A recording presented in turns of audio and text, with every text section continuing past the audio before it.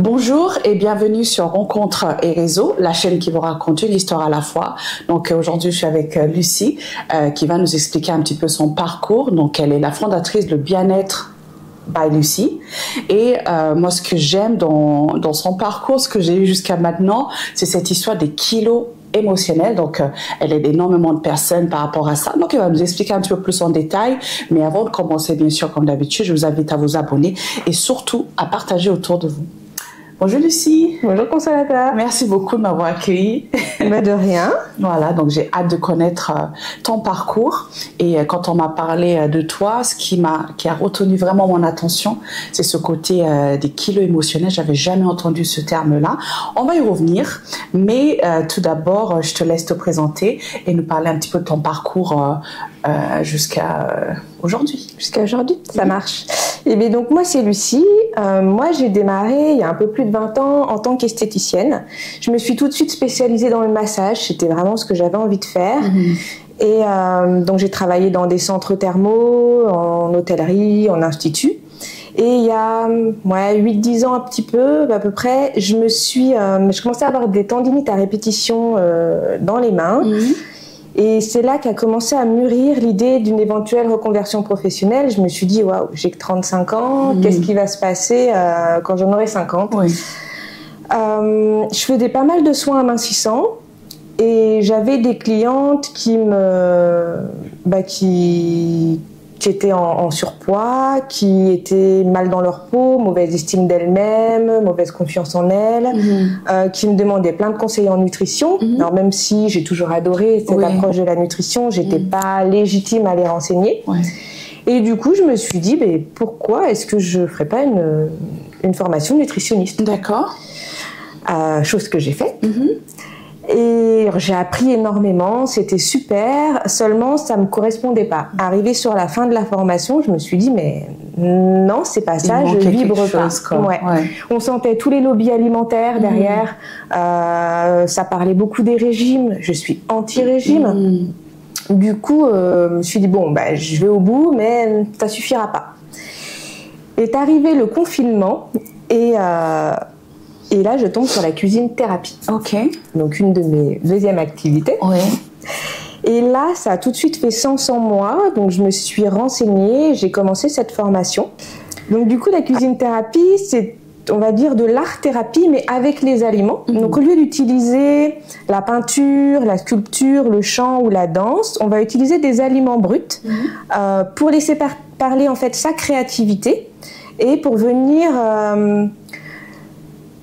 à la rencontre de ses émotions, de ses ressentis, de venir conscientiser des choses qu'on aurait pu mettre de côté de par nos blessures, nos croyances, etc. D'accord. Parce que la cuisine thérapie, donc c'est-à-dire ce sont des personnes qui ne savent plus en fait quoi manger, quand elles se sentent mal dans leur peau, ils cherchent comme nous tous à perdre du poids, on va dire. Ces personnes-là, en fait, tu les réapprennes à manger ?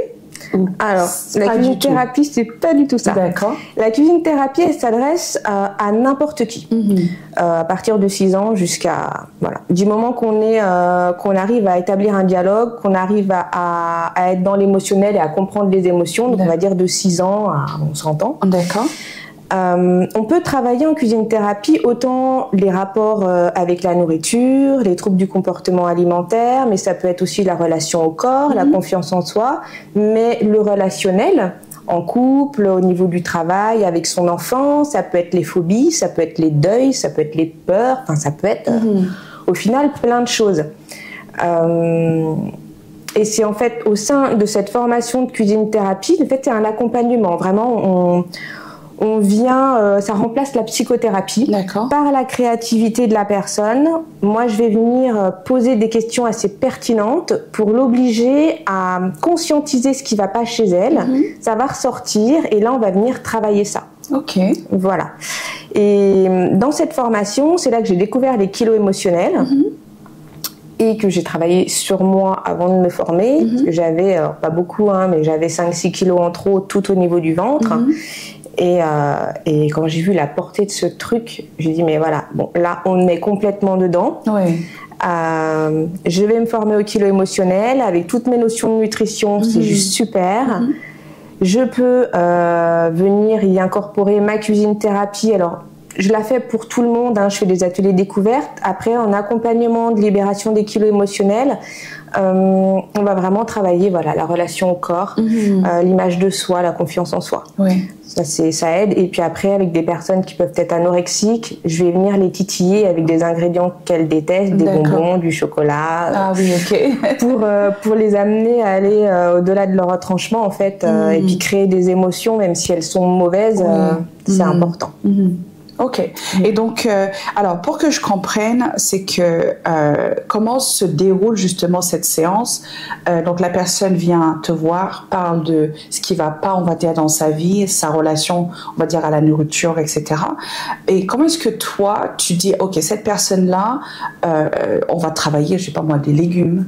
Ou on va, parce que j'arrive pas encore à voir, c'est quoi, parce que c'est vrai, on est ce qu'on mange quelque part. Donc, explique-nous un petit peu plus ce cheminement-là. Tu me dis au niveau de la cuisine thérapie? Oui, c'est ça. Ouais. La cuisine thérapie, la personne, alors, soit elle va venir avec une problématique particulière, elle va me dire, bon ben voilà, je ne m'aime absolument pas, j'aimerais faire un atelier sur la relation au corps. Donc je vais voir avec elle, soit je l'amène à lui faire seulement un atelier en one shot parce qu'elle veut pas travailler ses kilos émotionnels à côté, puis peut-être qu'elle a pas de kilos émotionnels non plus, donc à ce moment-là on le fait pas. Soit je lui dis bah écoute, ça va au-delà, parce que je prends le temps de discuter, je fais toujours un entretien téléphonique avant où je pose plein de questions pour savoir vraiment le passé de la personne quand même, quels sont vraiment ses objectifs, qu'est-ce qu'elle vient chercher, savoir si je peux l'aider aussi, parce que des fois il y a des personnes, ben je peux pas les aider. Et à ce moment-là, eh ben, j'en parle avec elle et j'adapte. Donc, soit on fait que du one shot en cuisine thérapie, soit on rentre dans le parcours kilo émotionnel. Et là, c'est vraiment très intuitif pour moi. Il n'y a pas de déroulé spécifique. On s'adapte à la personne en fonction de ce qui va ressortir dans la séance. Je sais comment je vais travailler la séance d'après. D'accord, ok. Voilà. Ça peut être des visualisations.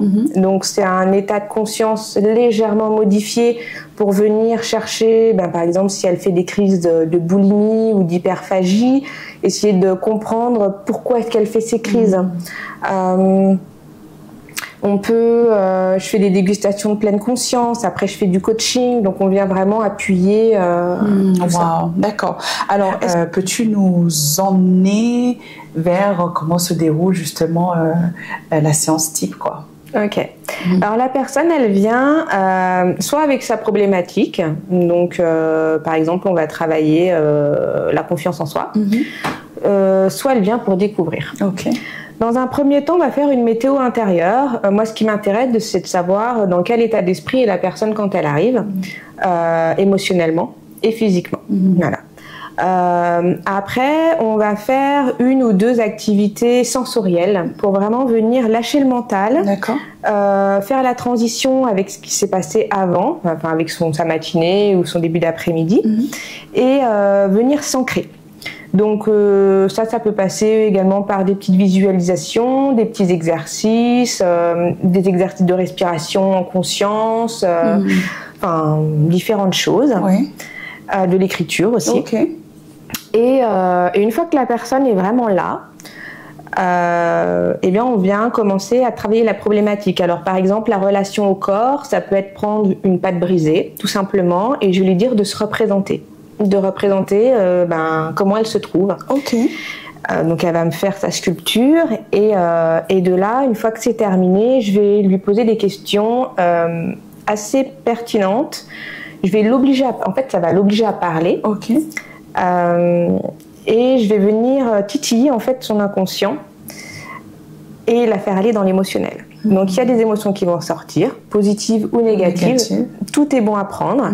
Et de là, la deuxième activité créative, ça sera qu'elle exprime son émotion dans son assiette. Si elle a ressenti de la colère et de la tristesse au débrief de la première création, eh ben, je vais lui dire tu mets ta colère et ta tristesse dans ton assiette.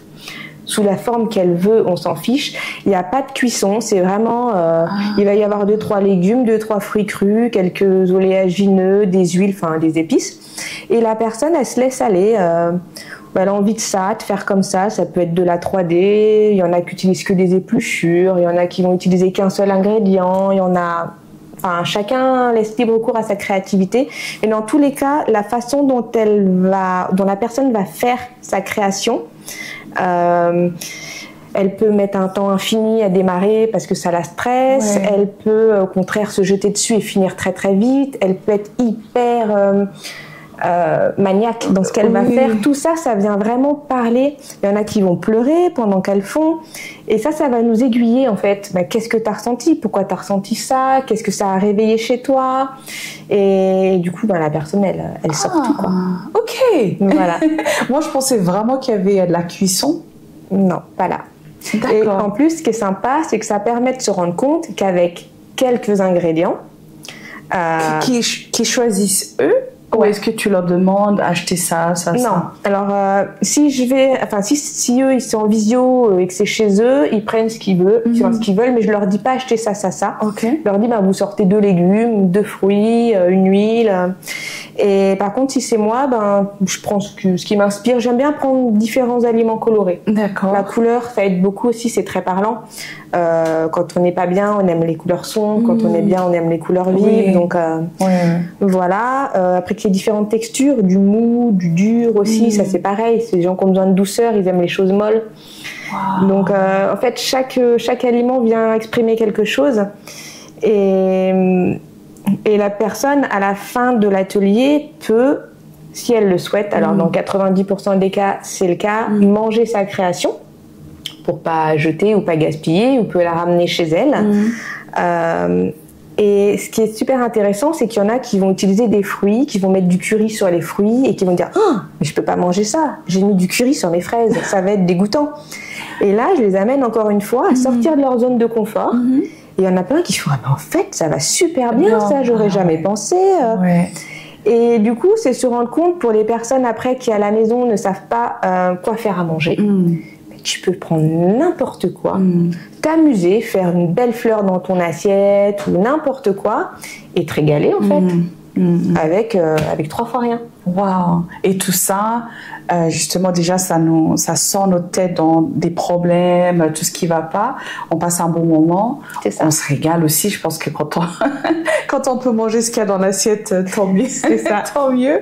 Mais est-ce que tu as une anecdote d'une personne qui, justement, cet exercice l'a complètement chamboulé, de sorte qu'ils sont sortis de là transformés, on peut dire?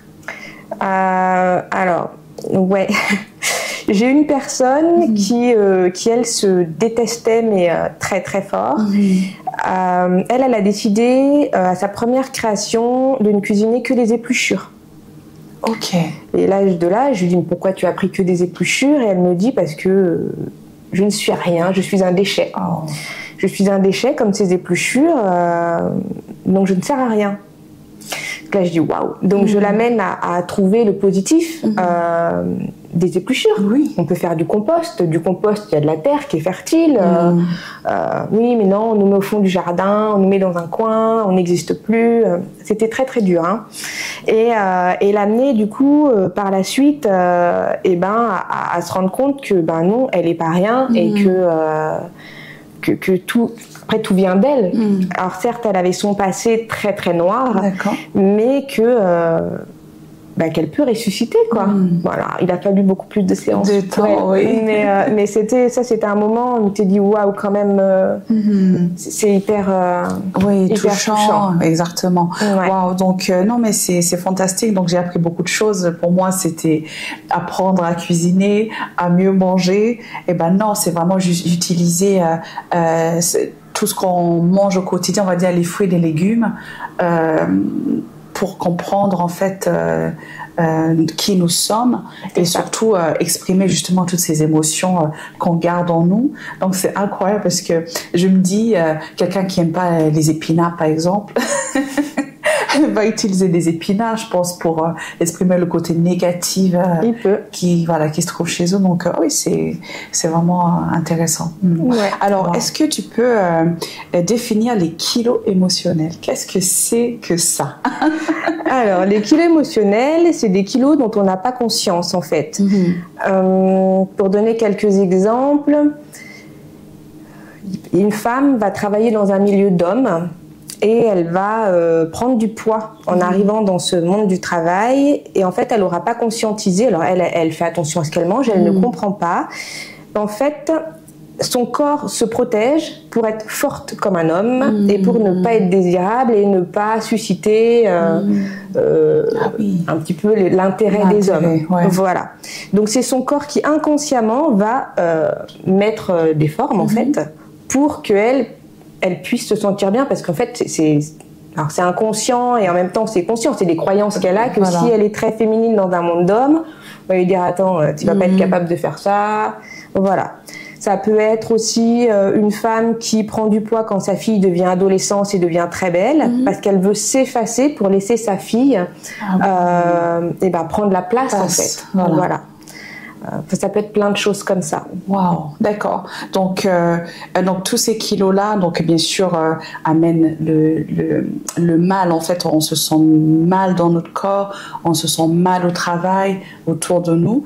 Donc toi, ta mission à toi, c'est quoi exactement dans tout ça? Alors moi, on va dire que je vais pas garantir. La personne, elle fait 80 kilos, elle me dit, moi, je vais en perdre 20. Je vais lui dire, je peux pas te dire combien tu vas en perdre. On va, alors la première séance, je viens gratter depuis sa naissance jusqu'à aujourd'hui tout ce qui s'est passé dans sa vie. Alors ça remue beaucoup parce qu'on vient travailler aussi le rapport à la nourriture depuis qu'elle est petite, depuis quand elle a pris du poids, cette personne, est-ce qu'il y a eu des violences physiques ou sexuelles, parce que tout ça, ça joue aussi. Donc on vient vraiment gratter tout ça et comprendre son comportement à l'alimentation.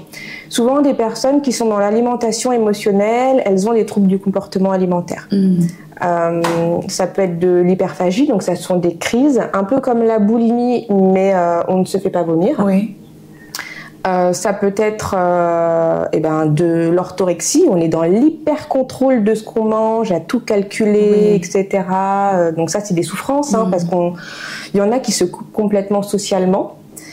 Donc du coup, on vient, j'ai un accompagnement nutritionnel à côté, il n'y a pas de régime, il n'y a aucun aliment interdit, mais c'est venir réapprendre à écouter son corps, à retrouver ses sensations de faim, de satiété.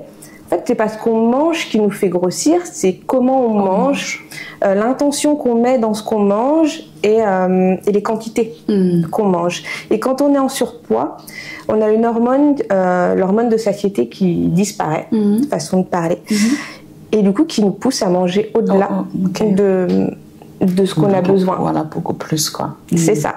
Donc en fait, on vient travailler tout ça, à la fois le psychique, l'inconscient et vraiment se reconnecter à soi, parce que les régimes, c'est bien, mais c'est des personnes qui en ont fait à l'appel, qui ont fait l'effet yo-yo et qui ont même repris bien plus. Donc elles savent ce qu'il faut manger, elles savent ce qui est sain, ce qui est pas sain, mais ces craquages, etc., faut vraiment les amener à se reconnecter, à comprendre les émotions, à vivre les émotions, à les nommer et à mettre d'autres petites choses en place autres que l'alimentation quand une émotion arrive.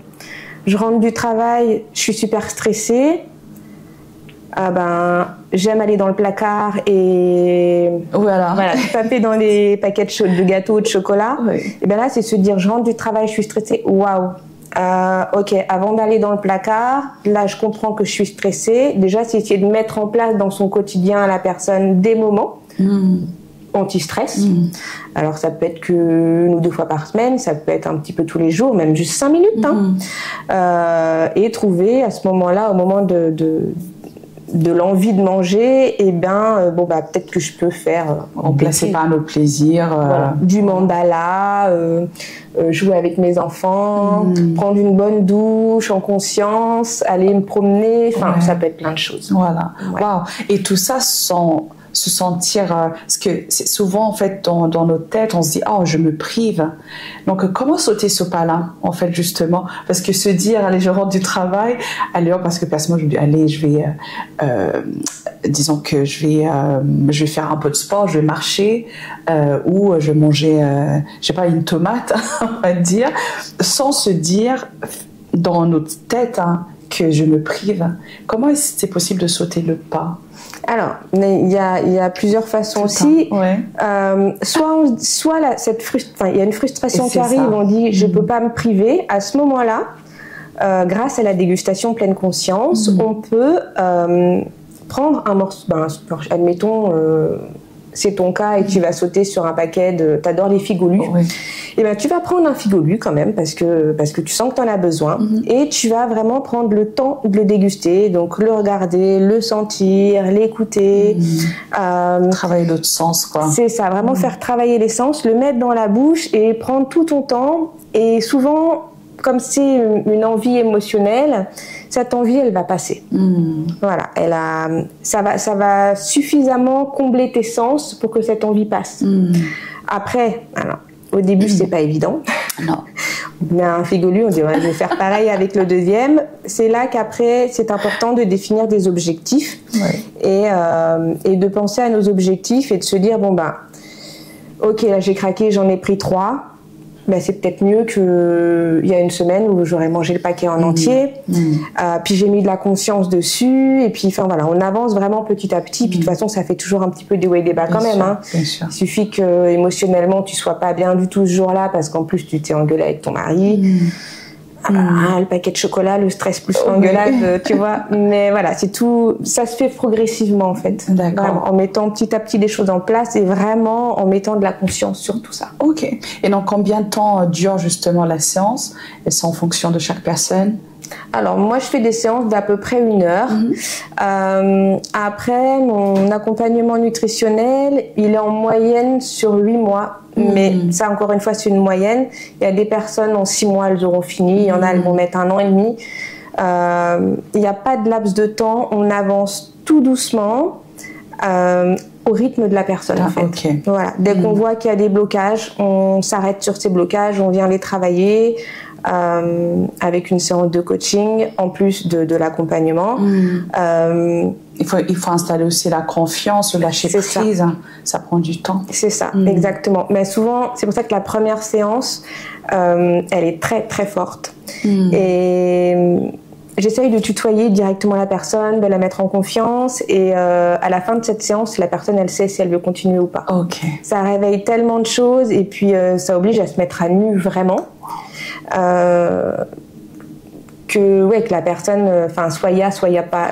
J'ai jamais eu, il y a pas. Okay. Mais voilà. Mais c'est vrai qu'il faut vraiment instaurer cette bienveillance et ce non-jugement aussi surtout parce que c'est exactement. Voilà.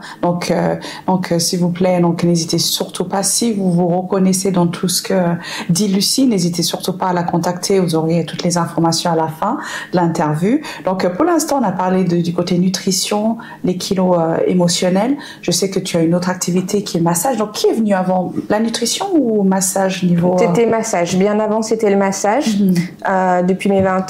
D'accord. Et j'ai pas voulu l'arrêter parce que justement, avec des personnes qui sont aussi en dysmorphophobie, donc qui se voient plus grosses que ce qu'elles sont, ou qui ne s'aiment pas, il y en a, moi j'ai des clientes qui arrivent même pas à s'étaler de la crème sur leur corps, parce que leur corps les dégoûte. Le fait d'amener le massage, alors pas au début de l'accompagnement, mais vers la fin, ça les aide à se reconnecter aussi à leur corps. Et là, je suis en train, c'est un petit plus aussi qui va arriver, de me former pour inclure des huiles essentielles pour travailler les émotions lors du massage. Voilà, et j'aimerais, par exemple, une cliente qui vient et qui déteste son ventre, l'amener à se caresser son ventre, à se masser son ventre avec des huiles et à verbaliser ce qu'elle aime ou ce qu'elle n'aime pas. Dans ce ventre pour l'accepter et pour apprendre à vivre avec. Le ventre, c'est aussi le centre des émotions. Exactement. Et beaucoup de femmes n'aiment pas leur ventre. Et c'est le deuxième cerveau, il est super important. Important, très. Ok, donc alors, Moi, je suis curieuse de savoir comment tout ça a commencé. Parce que, donc, je pense que tu as fait tes études, le lycée, mais comment est-ce que ton chemin t'a emmené à commencer déjà les massages et ensuite tout ce qu'on vient de voir? Quand j'étais ado, j'aimais masser. Ok. Voilà, on faisait changer avec des copains, des copines, hop, on se massait les dos. Enfin, c'était vraiment un délire. Ouais. Et à l'époque, il n'y avait pas vraiment d'école de massage, il fallait faire de l'esthétique. Donc bon, j'ai fait de l'esthétique, et puis après, j'ai réussi à me former à plein de massages du monde. J'ai travaillé avec une marque qui s'appelle 5 Mondes, donc c'était super. Et j'ai vraiment toujours aimé parce qu'on apporte quelque chose. Enfin, moi, voir les clients ressortir avec le smile jusque-là et détendu, Ah là là. je sais que ça y est, Mission accomplie. Mission accomplie, exactement. Donc voilà. Et c'est quand j'ai eu mes problèmes un peu à la main que c'est là que je me suis dit on va passer sur autre chose. Donc tu as travaillé dans le massage, pendant une vingtaine d'années. Wow. Voilà. Okay. Ouais, ça fait 26 ans maintenant presque. Ok. Et donc c'est là après que je suis rentrée dans la nutrition, la cuisine thérapie et les kilos émotionnels, je les ai travaillés sur moi.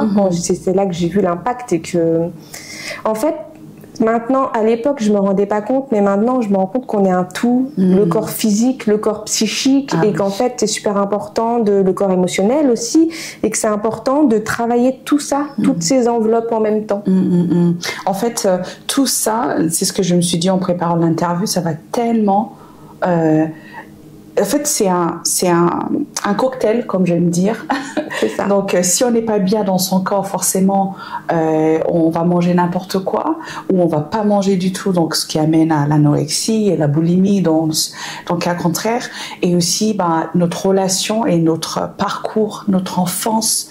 Il y a pas longtemps, je cite beaucoup Estelle parce que elle a parlé de tout ce qui est décodage, la transgénérationnalité. Ouais. C'est en fait il faut qu'on cherche à comprendre pourquoi on n'est pas bien. Il faut vraiment commencer à notre racine. Donc, ça, c'est bien aussi que tu proposes ça, parce qu'il y a beaucoup de gens qui ne comprennent pas pourquoi et ils le trouvent avec toi, hein, forcément. Non, c'est important de travailler dès la naissance. Et alors moi, ça, je ne sais pas le faire, mais il y a des personnes qui vont effectivement in utero, comment ça se passe, et effectivement dans le transgénérationnel. Exactement. Ouais. Absolument. Ça, après, j'ai des contacts aussi, s'il y a besoin d'aller dans le transgénérationnel, je dis à mes clientes, allez faire une séance avec, et puis voilà. Okay. Mais non, c'est super important de rien oublier en fait. Complètement. Donc aujourd'hui, avec ton parcours, tout ce que tu proposes, comment est-ce que tu vois justement l'entreprise d'ici 5 ans, quels sont tes objectifs? Tu continues à te former et quels conseils tu donnerais à quelqu'un qui aimerait bien justement se lancer comme toi? D'oser. D'abord, d'oser sortir de sa zone de confort, d'oser affronter ses peurs et ses craintes, parce qu'au début, c'est pas toujours évident de se lancer comme ça à son compte et de trouver des clients. D'oser se mettre en avant sur les réseaux, même si c'est pas facile. D'oser faire des interviews. Et juste d'avoir confiance et foi en soi, en fait, parce qu'on est capable. On est capable au même titre que n'importe qui. Absolument. Donc après, voilà, être patient. Et d'ici 5 ans, j'espère que je pourrai aider plein de femmes et d'hommes, parce que c'est ouvert aux hommes aussi. Ah, d'accord. Alors, il y a beaucoup moins d'hommes qui souffrent d'alimentation émotionnelle, ou alors ils mettent pas des mots dessus, ils ont plus de mal à venir travailler sur eux. Mais s'il y en a qui ont envie, bien évidemment, ils sont les bienvenus. Mais voilà, aider un maximum de personnes à renaître en fait, à renaître. D'accord. C'est ça. Waouh, c'est incroyable. Et donc on a parlé justement de la clientèle. Donc est-ce qu'il y a un âge? Alors, pour le massage ou la cuisine thérapie, donc il n'y a pas d'âge, vraiment. Après, pour la libération des kilos émotionnels, j'aime bien démarrer pas en dessous de 15 ans. Il faut que ça vienne de l'ado en plus et pas des parents. Ouais. Parce que c'est quand même un sacré travail personnel, donc il faut que l'ado ait envie de s'investir à 100% dedans. Et je dis pas avant 15 ans parce que Parce que le cerveau n'est pas encore arrivé à maturité avant une vingtaine d'années et que il y a des choses qui peuvent être très très lourdes émotionnellement, suivant ce que la personne a vécu. Donc voilà. Après, les personnes anorexiques, je ne les prends pas si elles ne sont pas suivies. Ok. Parce que là, on est vraiment dans une pathologie qui est très lourde, donc il faut qu'elles restent suivies avec leur psy à côté. Et à ce moment-là, moi, je fais un complément d'accompagnement avec mes outils. D'accord. Mais voilà, au niveau du mental, faut qu'elle reste accompagnée. Ok, très bien. Et donc, est-ce que, par exemple, les services que tu proposes, les prestations que tu proposes, sont prises en charge? Est-ce que tu crois que ça sera le cas dans l'avenir? Parce que c'est compliqué, hein, alors que ce sont des prestations tellement importantes. Ouais, alors malheureusement non, c'est pas pris en charge. Même au niveau de la formation, pourtant, peut être remboursée par France Travail, etc. Mais d'accord. Moi, j'ai tout essayé. Non. Ils sont pas assez ouverts, je crois. Donc non, malheureusement, c'est un investissement personnel. D'accord. Ok. Voilà, ouais. Alright. Niveau tarif, je pense qu'ils trouvent ça sur le site, ou est-ce que c'est toi en fonction?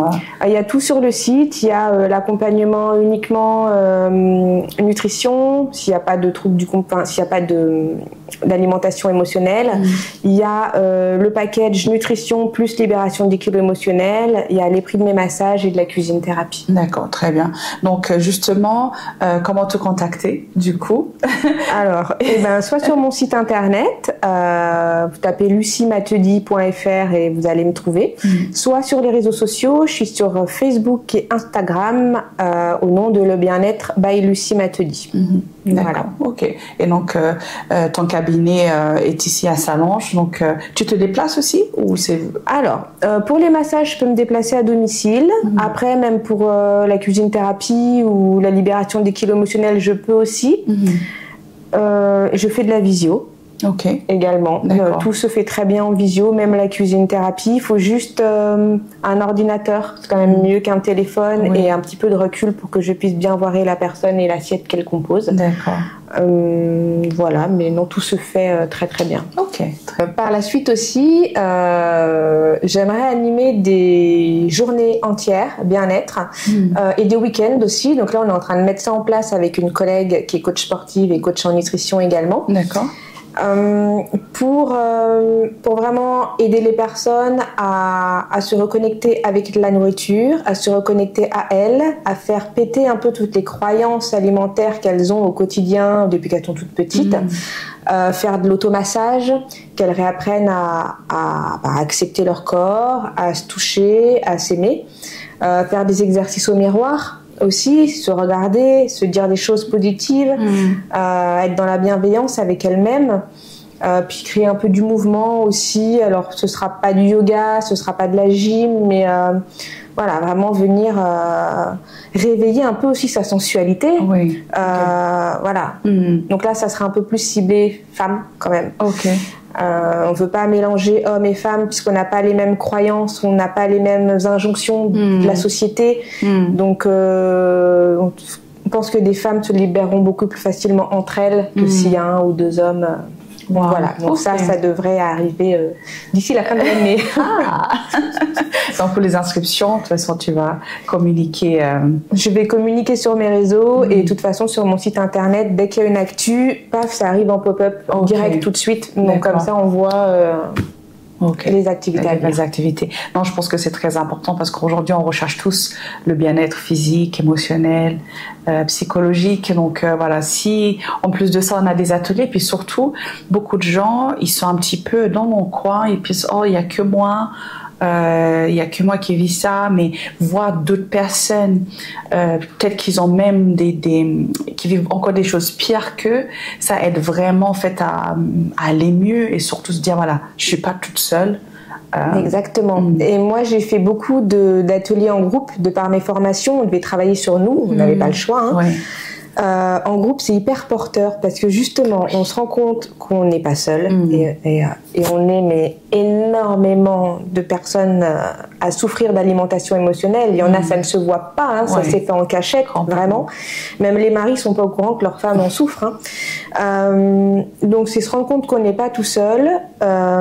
Et puis effectivement, ce que les autres vont dire en face, c'est se dire mais waouh. Moi, des fois, je me suis dit mais je souffrais de ça, mais la pauvre, mais c'est 10 fois pire.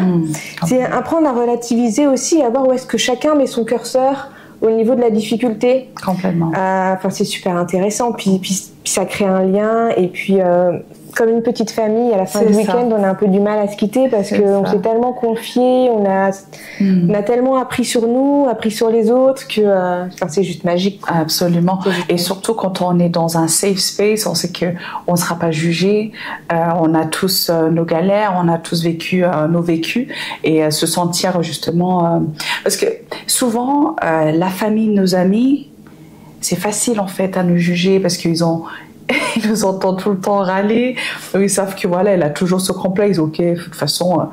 Mais c'est vrai que quand on est bien entouré par des professionnels justement, et dans ces groupes-là, je pense que ça, c'est vraiment un. Comment expliquer ça? Ouais, c'est revivre, renaître en fait. Hein. C'est se sentir compris. C'est ça aussi. Parce que c'est vrai que le conjoint, les enfants, les amis peuvent voir qu'on va pas bien, donc ils peuvent être là pour nous écouter, mais des fois ils entendent, ils disent ouais mais bon tu te plains mais tu pourrais faire du sport, voilà, par exemple. Ou tu pourrais quand même faire attention à ce que tu manges, mais en fait ça va au-delà de ça, c'est pas c'est bien plus compliqué que ça. Et là c'est de se dire ben voilà, là je suis avec des femmes qui vivent la même chose et qui me comprennent et waouh quoi. Exactement. Donc c'est important. Bon j'ai hâte, hein. J'ai hâte vraiment parce que pourquoi pas venir une autre fois en parler et pourquoi pas participer aussi parce que je pense que ça pourrait être super intéressant de voir. Voilà. Avec grand plaisir. Merci beaucoup. Donc, Lucie, tu sais que cette émission, c'est Rencontres et Réseaux. Et à la fin, je demande toujours à ce qu'on me propose d'autres personnes à aller voir. Est-ce que tu aurais une petite idée pour moi? Alors, j'aurais éventuellement ma collègue qui partage le cabinet avec moi. D'accord. C'est Gladys Clanet. Elle fait de la kinésiologie et de l'hypnothérapie. Ok. Voilà. Donc, je ne sais pas si elle accepterait ou pas. Ouais. Mais... Ok, tenter. Ok, avec plaisir. J'espère venir vous voir également parce que moi, je suis ouverte à tout corps de métier parce que je pense qu'on a des choses à apprendre. Cuisine thérapie, j'aurais jamais pensé. Je ne le voyais pas du tout comme ça. En tout cas, merci beaucoup Lucie pour ton accueil, de m'avoir permis de découvrir ton univers. Ok, merci beaucoup. À bientôt. À bientôt. Merci, au revoir.